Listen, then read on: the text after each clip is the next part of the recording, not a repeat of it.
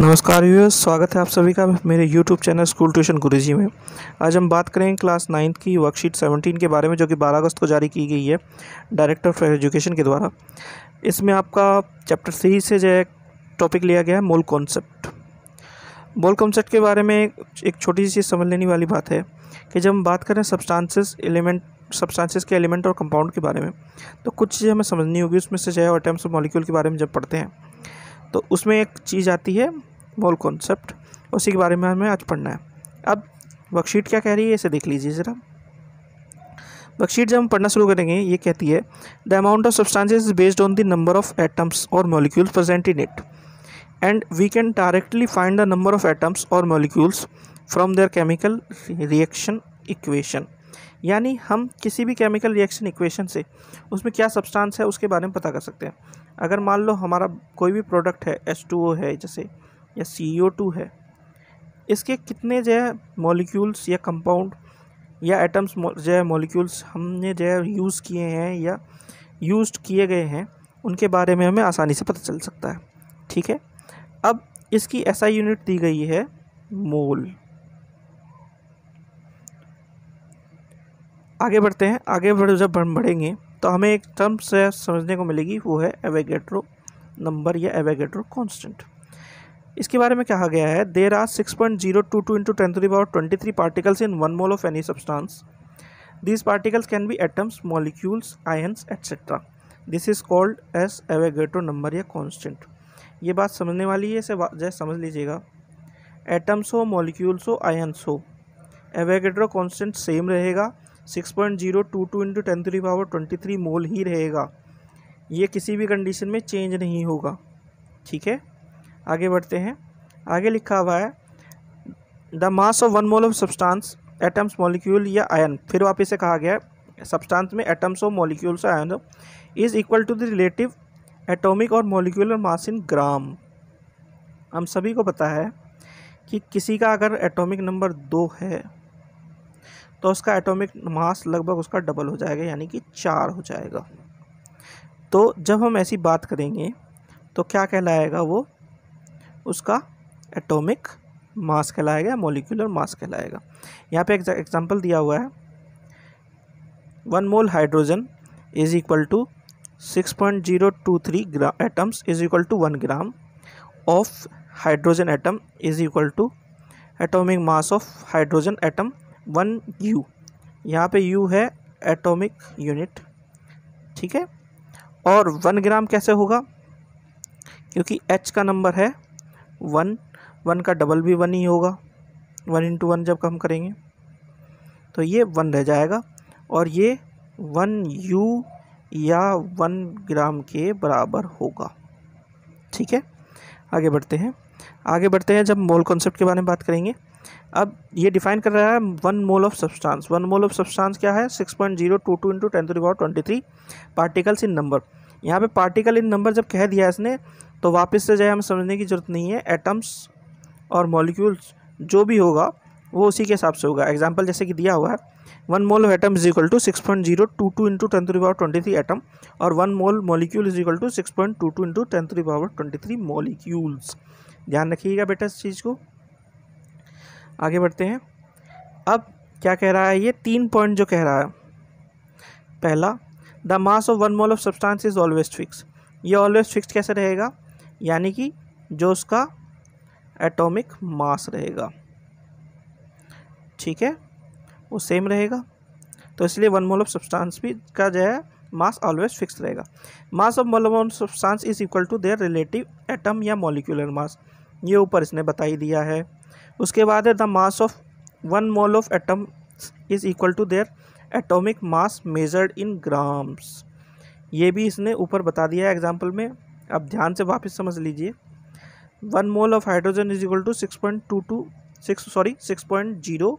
Into 10⁻23 atoms is equal to 1 gram, और hydrogen atom is equal to atomic mass of hydrogen atom 1 U, यानी 1 atomic unit.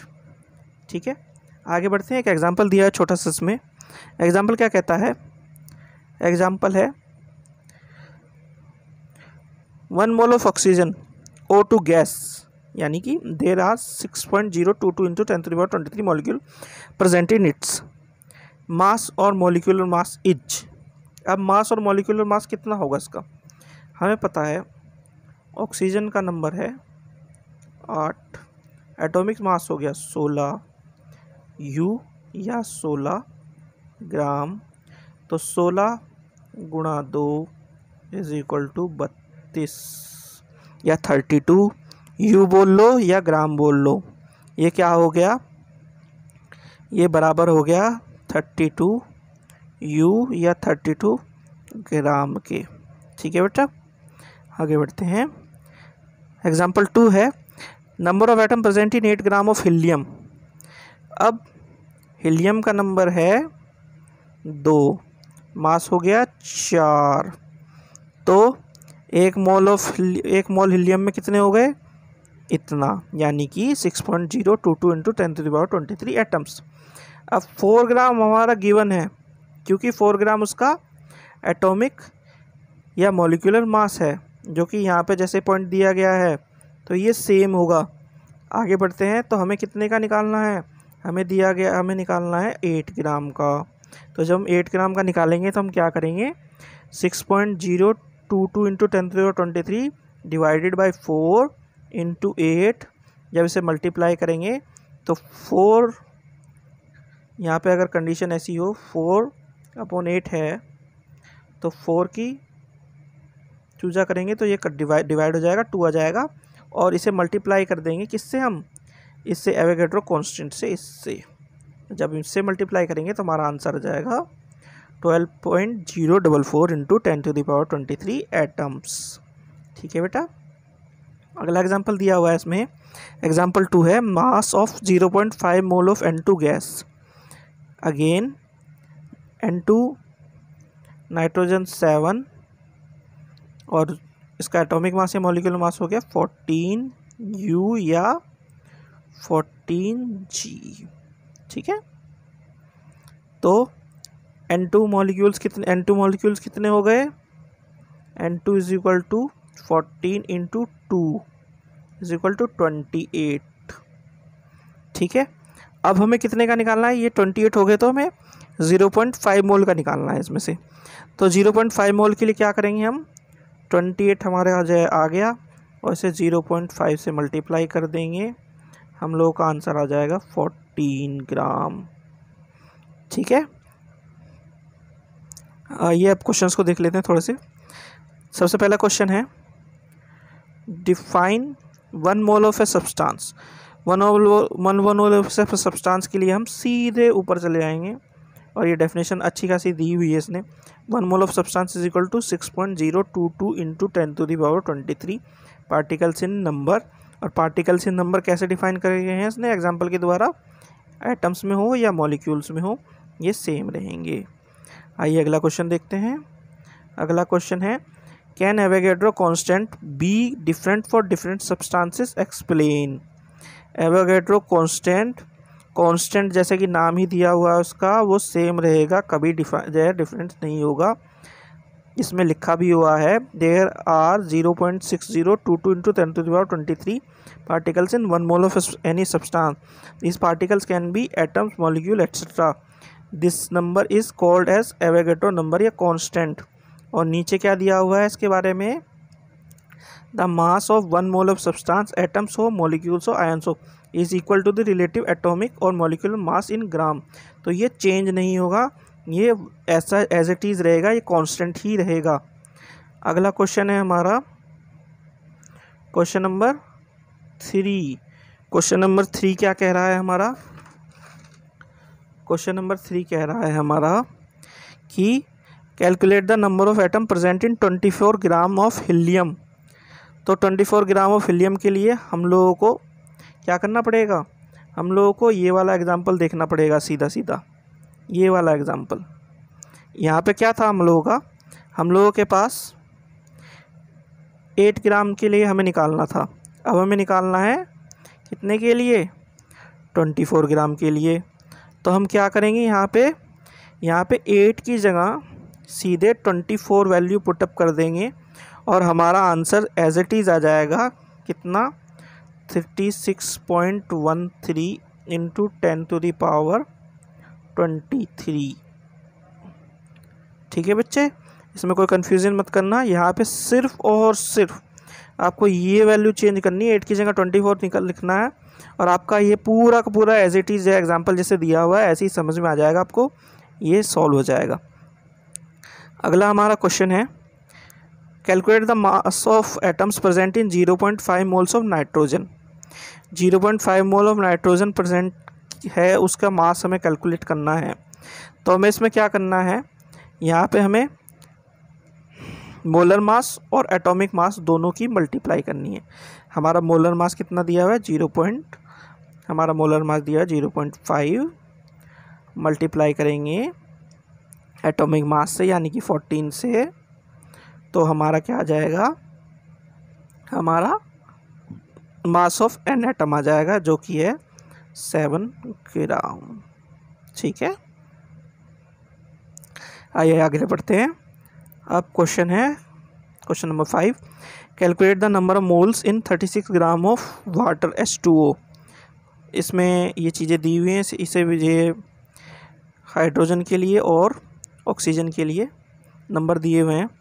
अब करना क्या है, इसमें करना ये है कि पहले हमें हाइड्रोजन का H2O का नंबर निकालना है। H2O का नंबर जब हम निकालेंगे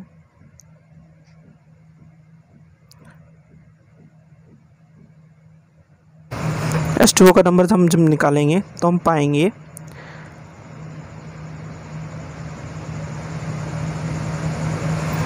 H2O 1 + 1 ये हो गए हाइड्रोजन के और 16 हो गए हमारे ऑक्सीजन के।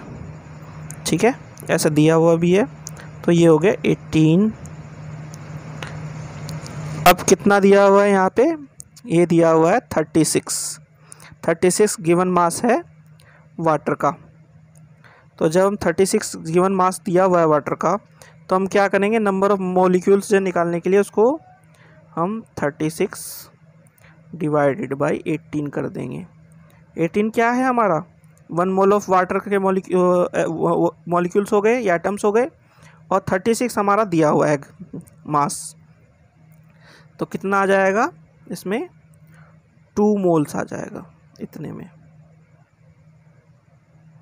ये हमारा आंसर हो जाएगा। ठीक है बच्चों, आशा करता हूँ आप लोगों को वीडियो पसंद आई होगी। कोविड के समय में हम लोग आप लोगों से मिल नहीं पा रहे हैं, इसलिए अपना ध्यान रखें और ध्यान से पढ़ाई करें। कोशिश करें कि ज़्यादा से ज़्यादा टॉपिक्स को आप जो है समझ सकें, और जो वर्कशीट आ रही है उन्हें पूरा करें, ताकि आप लोगों को फ्यूचर जो एग्ज़ाम आने वाले हैं आप लोगों के, उसमें कोई दिक्कत ना हो, परेशानी ना हो, और चीज़ों को समझने की कोशिश करें, ताकि आप लोग जो पढ़ाई में पढ़ाया जा रहा है उसे अच्छे से कर सकें और आसानी से कर सकें। एक चीज़ और ध्यान दें, ये जो आपके क्वेश्चंस दिए जा रहे हैं चेक योर सेल्फ के, या फिर आपके जो एग्ज़ाम्पल दिए जा रहे हैं, जैसे ये एग्ज़ाम्पल है और ये एग्ज़ाम्पल है, इससे ऊपर ये वाला एग्ज़ाम्पल दिया गया है। ये एग्ज़ाम्पल आप लोगों के जो है प्रैक्टिस के लिए दिए गए हैं, ताकि आप आराम से प्रैक्टिस कर सकें और चीज़ों को समझ सकें। अभी भी आपने देखा होगा कि इन सब चीज़ों के इसको समझने से हम लोगों के जो क्वेश्चन हैं, जो हमारे एक्सरसाइज के क्वेश्चन, ये चेक योरसेल्फ के क्वेश्चन हैं, वो आसानी से पूरे हो गए हैं और कोई दिक्कत नहीं हुई है हमें उन्हें करने में। तो इसलिए इन सब चीज़ों का ध्यान रखें और अच्छी तरह पढ़ाई करें, ताकि जो है आप अच्छे नंबर से पास हो सकें, कोई दिक्कत ना हो पास होने में आपको। Thank you.